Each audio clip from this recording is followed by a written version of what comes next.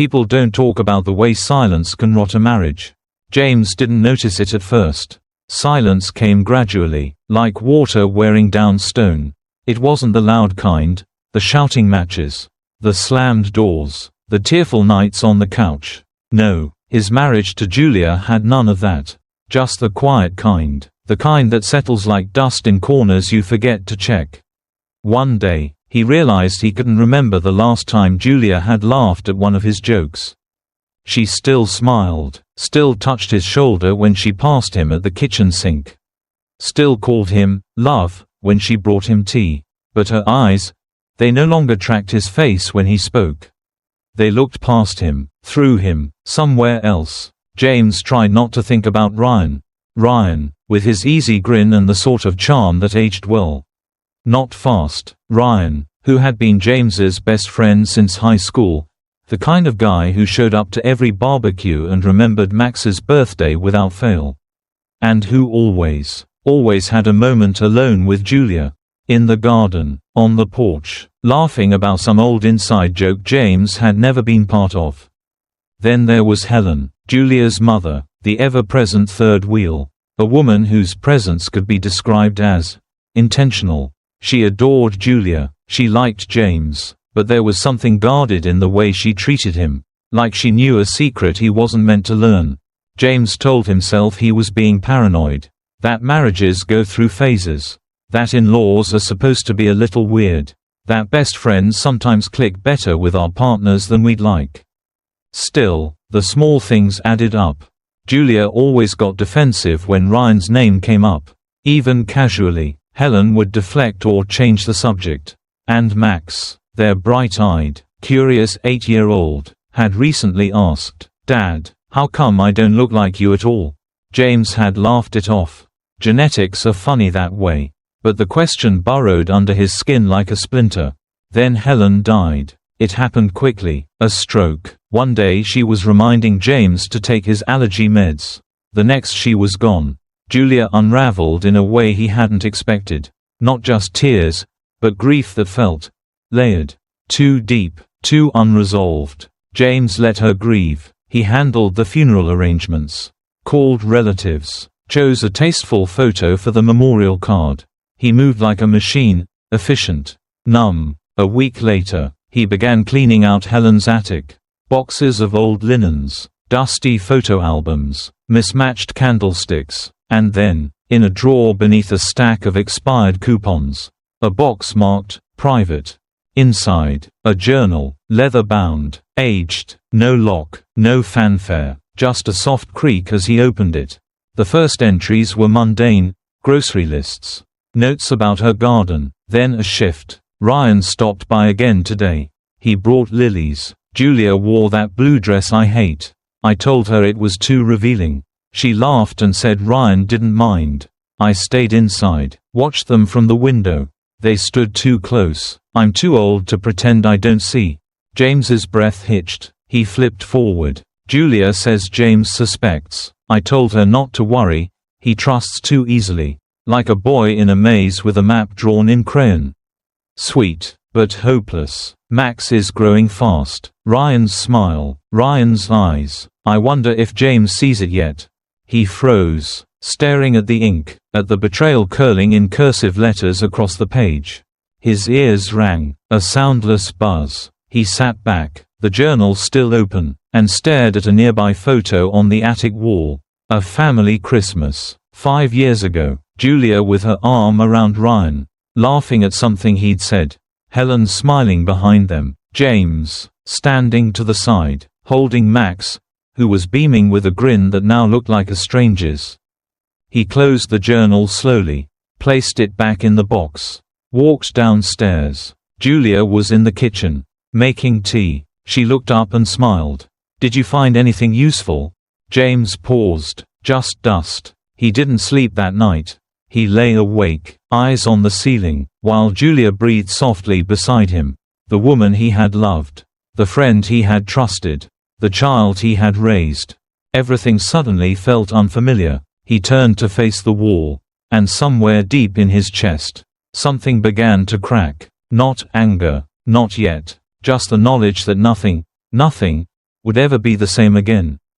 Everyone remembers the candles, not the cake, or the clown, or even the rented magician who made a rabbit appear from a plastic hat.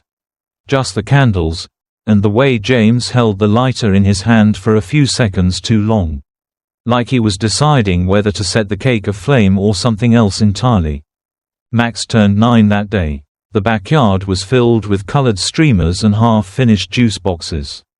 Children darted between folding tables. Faces painted like lions and butterflies. Julia fluttered through it all like the perfect hostess. Directing servers, refilling chips, laughing a little too brightly. And Ryan stood near the grill, flipping hot dogs, blending in like background music. Like he belonged. James had spent weeks planning this. The DNA test kit arrived 3 days earlier. Discreetly packaged, he had registered it under a false name, hidden it in a locked drawer in his office. He knew the moment he'd use it, the toast.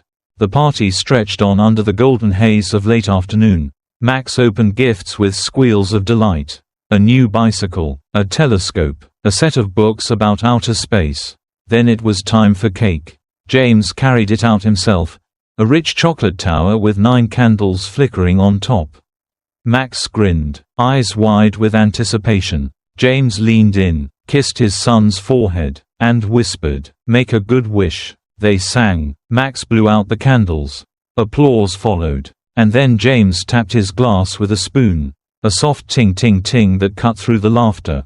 "I'd like to say something," he began, voice smooth, practiced. The chatter died. Julia turned, still smiling. Ryan looked up from his beer. To Max, James said, "The brightest kid I know. The one who asks the hardest questions. The one who makes me better. Just by existing." Max beamed, cheeks red. "But also," James continued, "to family, not the one we inherit. Or even the one we marry into. But the one we choose. The one we build. The one we see clearly, eventually." There was a beat of silence. James reached into his coat pocket and pulled out a manila envelope. He walked to the table where Julia and Ryan sat, and placed the envelope between them. Not with force, not with drama, just gently, like he was setting down a check after dinner. Julia's smile flickered. Ryan's fingers tightened around his glass. James didn't elaborate, he just nodded once, turned back to the crowd, and said, "Let's cut the cake." The rest of the party moved like molasses. Children ran, but slower. Conversations continued, but softer. Julia disappeared into the house. Ryan left 15 minutes later without saying goodbye. That night, James sat alone in the kitchen, staring at the unopened envelope he had retrieved after everyone left. He didn't need to open it to know what it would confirm. But he did. 2 weeks later, the results arrived. A printed page. Simple, clinical. Probability of paternity, 0%. Julia found him on the porch, holding the page like a verdict. She didn't speak at first, just knelt in front of him, hands shaking. "I'm sorry," she whispered. "I never wanted it to be like this." James looked at her, really looked. Her eyes were red, her face pale. She had aged 10 years in 2 weeks. And yet, he felt nothing, no rage, no sorrow, just a quiet confirmation of something he'd already known in his bones. "Was it just once?" he asked. She nodded. "It was stupid. I was confused. Ryan. He was just there. It meant nothing." James tilted his head. "Then why did your mother lie for you?" "For years." Julia's face crumpled. She buried it in her hands. "Because she thought she was protecting me. Protecting all of us." James stood. "I don't think she protected anyone," he said, "least of all Max." He walked back into the house, leaving Julia kneeling on the porch like someone left behind in a war she never understood. That night, Max climbed into his lap, holding a drawing of them both, father and son, with capes and crowns. "You're still my hero, right?" the boy asked. James wrapped his arms around him. "Always," he whispered. Ryan left town the next morning. Julia stayed, but James had already begun to disappear from the inside out. The real story wasn't over. It had only begun. You can scream into someone's face. Or you can say nothing, and sometimes saying nothing echoes louder. James said nothing. Julia cried for days. At first, big dramatic sobs that seemed designed to stir sympathy, to crack the shell of silence forming around him. Then quieter ones, silent tears over breakfast, a hand reaching out to touch his that never landed, a voice breaking on a whisper of his name. James. It was a mistake. I was young. I didn't know what I wanted. She tried everything, blaming youth, blaming grief, blaming Ryan, blaming her mother. She manipulated me. She always did. She said if I told you, you'd leave. She said I'd ruin everything. James watched her, not with anger, not even with sadness, just a stillness so profound it frightened her. Say something, she begged one night, her voice ragged. He didn't. She stood there for a long time, hands trembling, then she left the room. The next morning, Max knocked on his bedroom door. It was early, still gray with dawn. James opened the door to find his son clutching a drawing. It was of the two of them. Stick figures, one with glasses, the other smaller, both wearing superhero capes. Is it true? Max asked, eyes wide. You're not really my dad? James knelt. Who told you that? I heard Mom talking on the phone. She was crying. She said you were going to leave. But you're not, right? James reached out and pulled Max into his arms. No, he said, I'm not leaving you. Max sniffled. Promise? Promise. That afternoon, James packed a single suitcase. He didn't call a lawyer, didn't demand custody, didn't shout or threaten. He booked 2 one-way tickets to a quiet town in the mountains, changed his phone number, and mailed in the paperwork to transfer Max's school records. When Julia came home, the house was silent. His things were gone, Max's things too. The only note was on the fridge.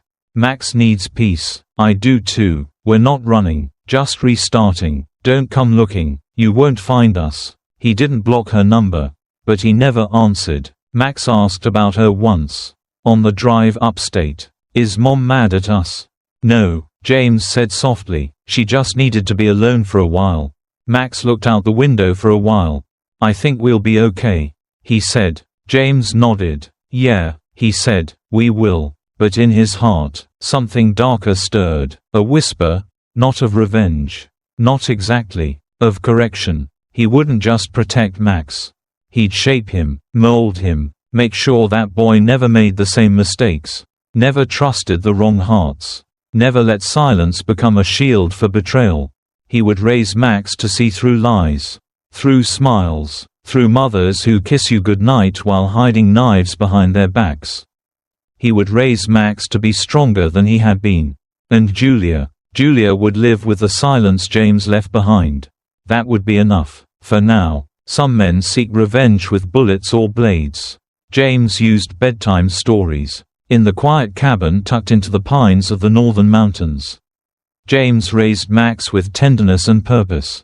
The house was modest, 2 bedrooms, wood stove, walls lined with books. James worked remotely, coded late into the night, and spent his days with Max, fishing, hiking, teaching him how to read maps, track stars, boil water from snow. But every night, when other fathers might have read tales of dragons or noble kings, James chose other stories, stories that didn't live in castles, but in quiet rooms, stories not of knights, but of betrayal. He never lied, he just selected the truth carefully. There was once a boy, he would begin, tucking Max into bed, whose mother made a mistake. A big one. She hurt people she loved. And the boy grew up wondering if she ever really loved him at all. Max, young and impressionable, would listen with wide eyes, soaking in the cadence of his father's voice as much as the meaning.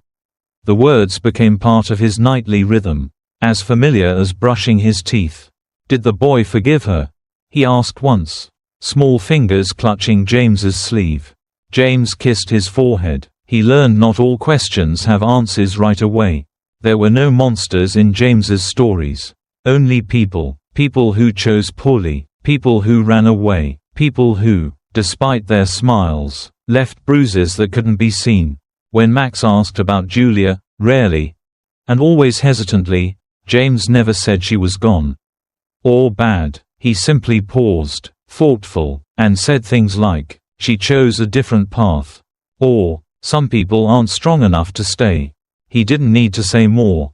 Children don't need facts to build legends.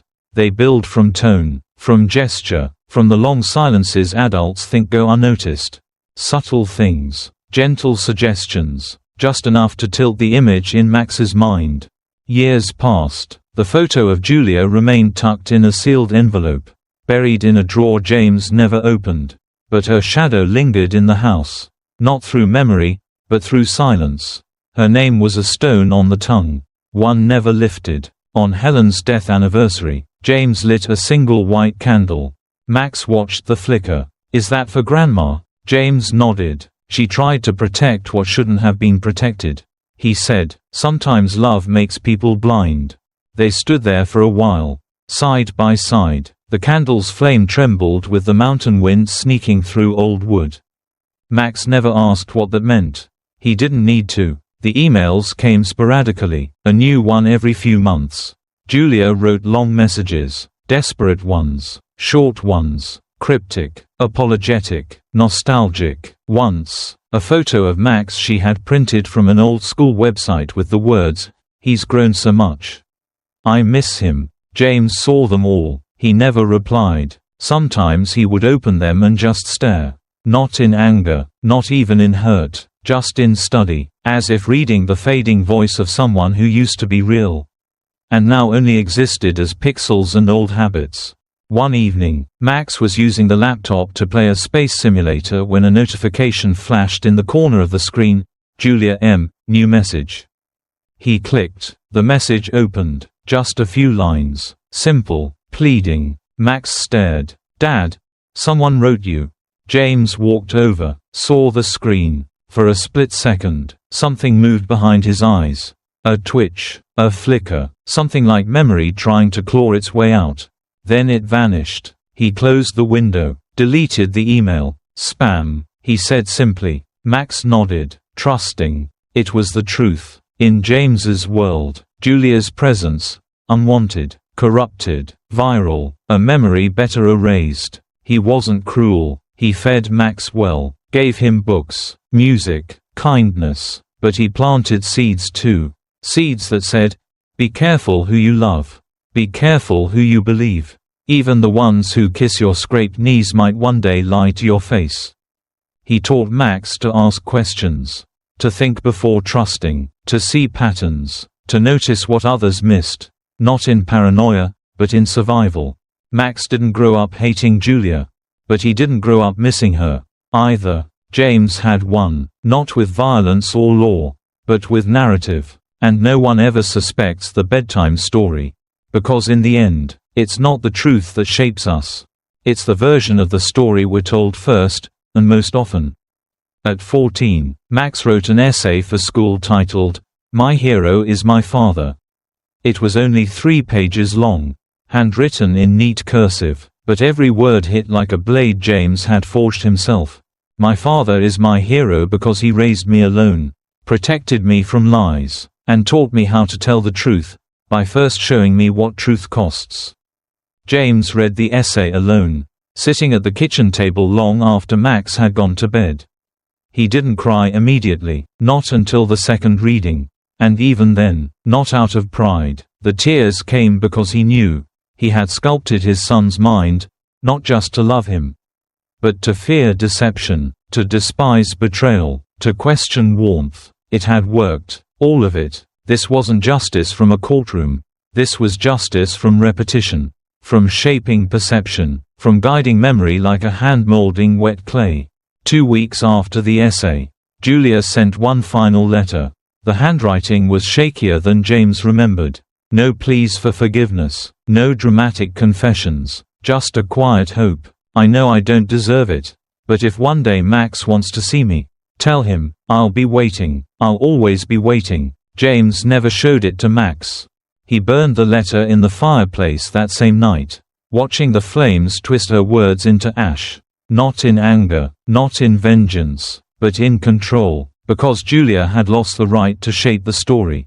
Max didn't ask about his mother anymore. Her absence had become a kind of mythology, a ghost without tragedy. Only absence. In his mind, she was a blur of suggestions and shadowed anecdotes. The kind of figure children build when adults leave them too much silence and too few facts. James didn't correct him. He didn't need to. One night, as they sat on the porch watching a late summer storm roll in, Max asked, "Dad, do you think everyone's capable of betrayal?" James took a long time to answer. "I think everyone's capable of anything," he said, "if the lie feels safer than the truth." Max nodded, then said nothing else. On Helen's anniversary that year, they lit the candle as usual, but James stayed behind after Max went to bed. He stared at the flame until it dwindled into smoke. Then he stood before Helen's photo on the mantel. "I didn't kill you," he whispered, "but I finished what you started." He touched the frame lightly, as if forgiving the glass for what it reflected. Because James didn't just erase a family. He rewrote it, line by line, chapter by chapter, until the old story no longer fit. Until Max believed what James needed him to believe. That his father had rescued him not just from a broken marriage, but from a poisonous legacy. He closed the curtains, blew out the candle, and the story was his again.